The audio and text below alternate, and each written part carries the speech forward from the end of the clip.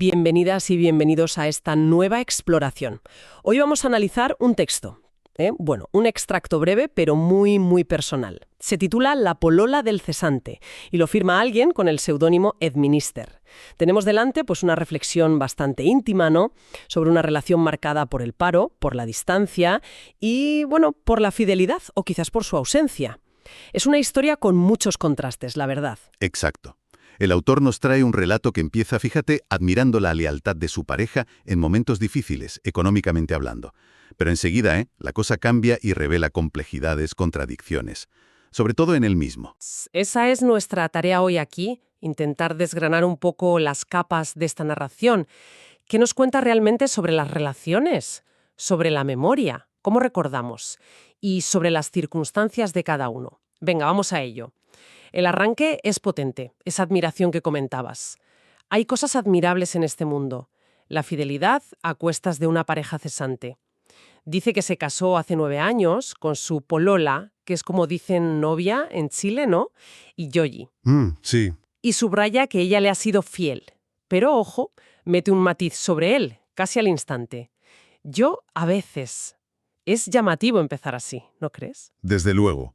Es una forma de empezar que ya te pone sobre aviso. Ese yo a veces es como dejar caer algo, ¿verdad? Prepara el terreno. Claro. Y da un contexto clave. La dificultad de encontrar trabajo en Valdivia, en Chile.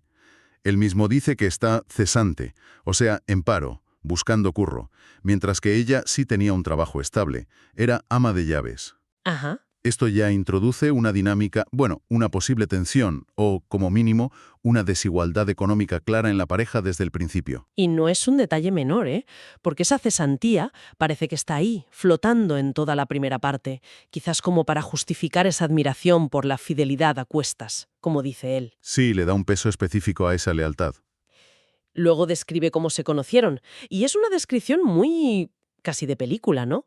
Una tarde de verano, él currando, cargando materiales de una obra. Sí, muy visual. Y aparece ella, de repente, dice toda de rosado y con una cachorrita en sus brazos, la Pepita. Un encuentro totalmente casual. Es muy gráfico, sí. Y fíjate en los detalles que elige. El color de la ropa, la perrita. Son como anclajes, ¿sabes? Anclajes sensoriales que fijan ese recuerdo y le dan una carga emocional. Claro. Para él, ese es el inicio de todo, del pololeo, como lo llama él, de la relación.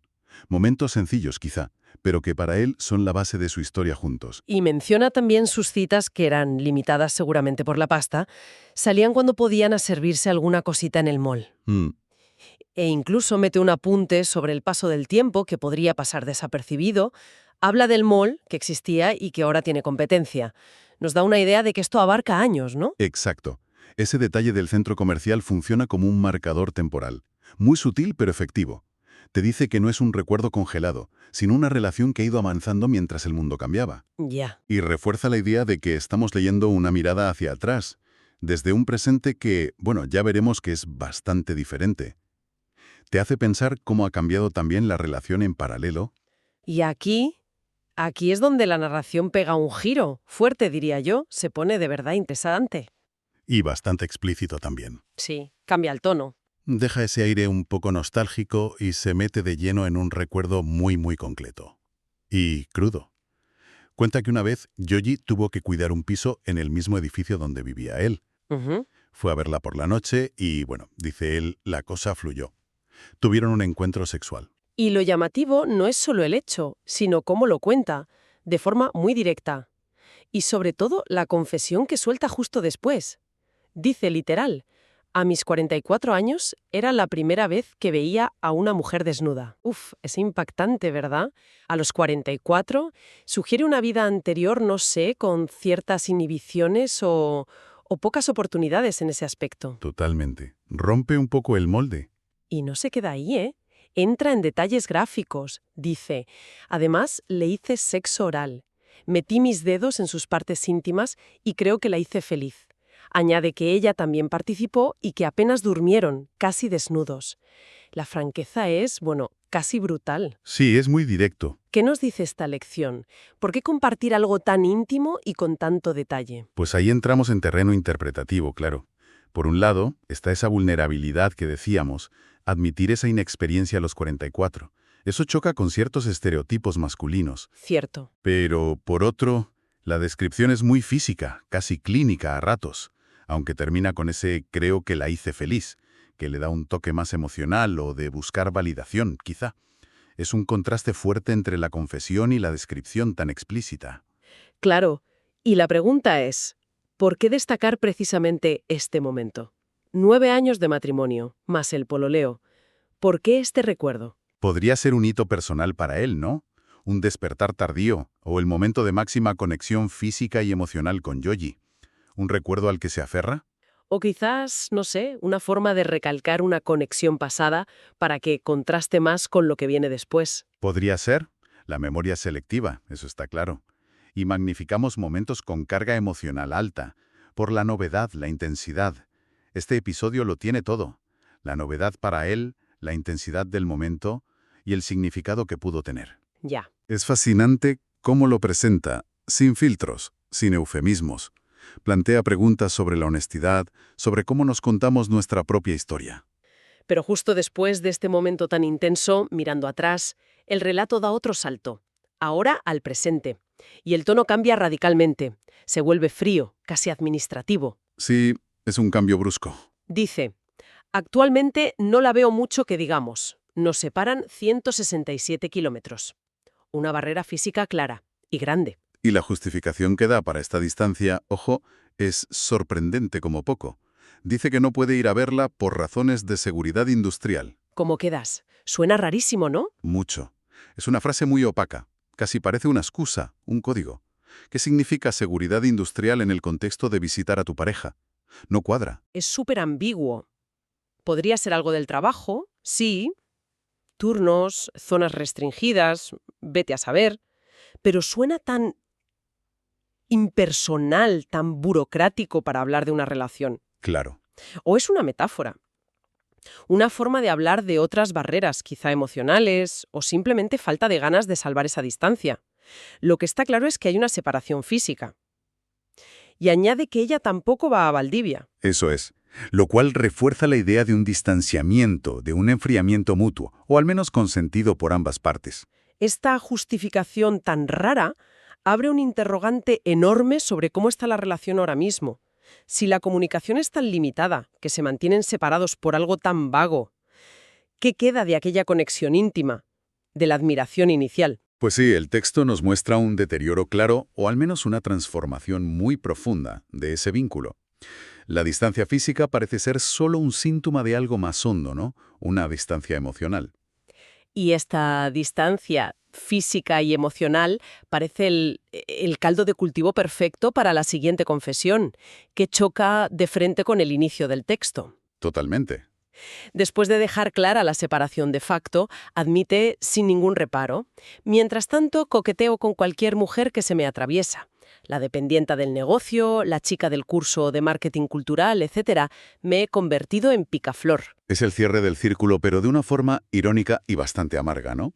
Empezó elogiando la fidelidad de ella, a cuestas del paro, insinuando sus propios fallos, yo, a veces, y acaba describiéndose a sí mismo, ahora, como un picaflor. Tal cual. Un picaflor sistemático, casi como un estilo de vida que se permite por esa distancia.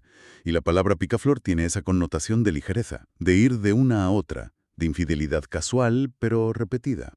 El contraste es demoledor.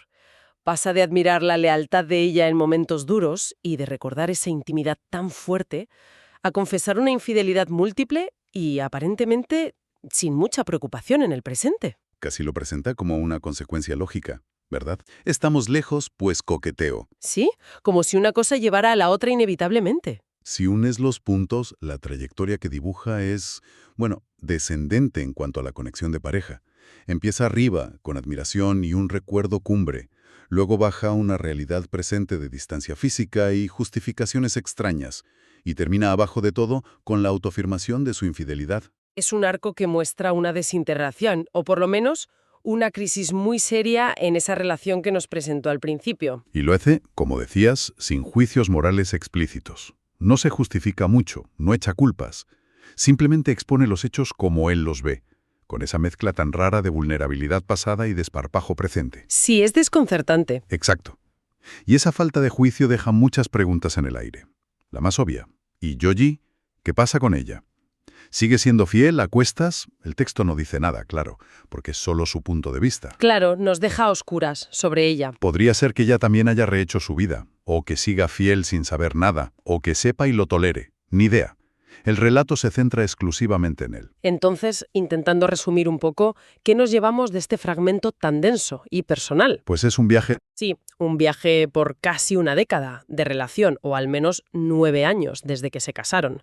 Desde ese pololeo inicial y la idealización de la fidelidad de ella, pasando por ese momento clave de descubrimiento sexual tardío, a los 44, hasta un presente de distancia, ambigüedad y, bueno, la confesión de ser un picaflor. Y con la sombra del paro, de la cesantía, siempre ahí, al menos en el origen de todo. Exacto. Yo creo que lo más destacable es esa mezcla de honestidad cruda y vulnerabilidad muy selectiva. Es casi como una confesión pública de sus propias contradicciones. Sí, totalmente. Mezcla cosas muy distintas. El afecto nostálgico por el pasado, el encuentro, la perrita, la admiración, el recuerdo de un deseo y una conexión física muy intensos, el encuentro a los 44, las dificultades de la vida, el paro en Valdivia, y una realidad actual que parece rota o como mínimo muy transformada, y marcada por su propia infidelidad. Y lo interesante es que no intenta pintar nada de color de rosa.